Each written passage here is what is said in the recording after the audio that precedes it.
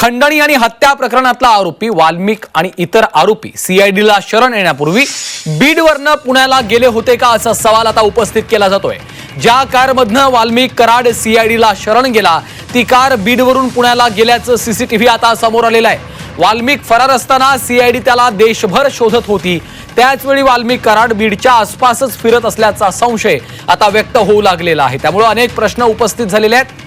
शरण येण्यापूर्वी वाल्मिक कराड बीडमध्येच होता का हा देखील मोठा प्रश्न या निमित्तानं उपस्थित केला जातोय। पाहूयात या संदर्भातला एक विशेष रिपोर्ट। शरण येण्यापूर्वी वाल्मिक कराड बीडमध्येच।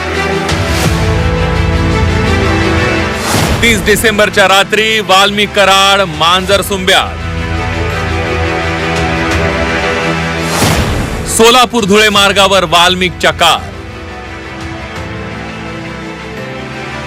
वाल्मिक कराडला सीआयडी आणि एसआयटी देशभर शोधत असताना वाल्मिक कराड हा बीडच्या आसपासच फिरत असल्याची धक्कादायक माहिती समोर आली आहे।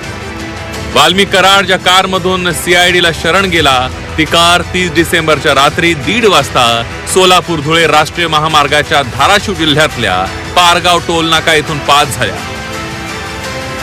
त्या कारमध्ये वाल्मिक असला असं मानलं तर वाल्मिक कराड हा बीड परिसरातच वावरत होता असा संशय व्यक्त केला जाऊ लागलाय। बीडमधील जाणकार सूत्रांच्या माहितीनुसार आरोपींनी बीडच्या मांजरसुंब्याच्या हॉटेलवर जेवण केलं। एका पेट्रोल पंपावर कारमध्ये डिझेल भरलं। धुळे सोलापूर हायवेवरून कार पुण्याकडे निघाल्या।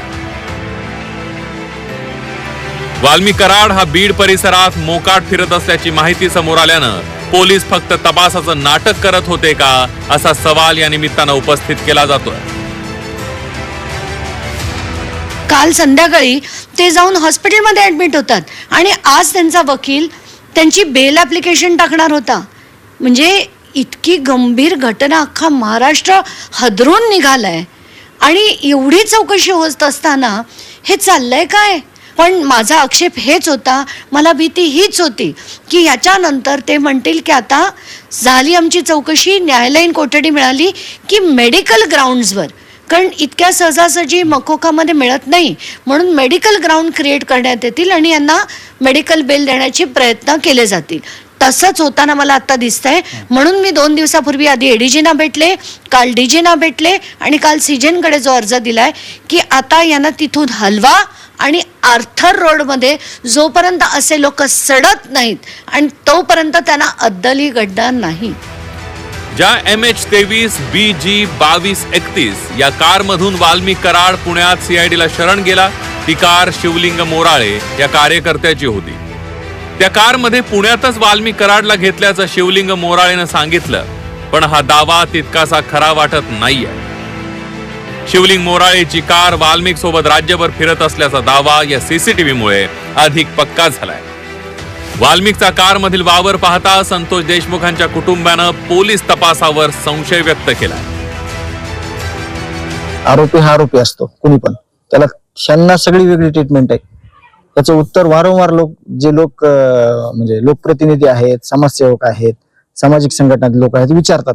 याचं उत्तर अजून तरी कोणी प्रशासनानं दिलं नाही। बेल मिळावं ह्याच्यासाठीच हे ग्राउंड आहे का काय, तुम्हाला कसं वाटतं? बेल मिळण्यासाठीच हे ग्राउंड आहे।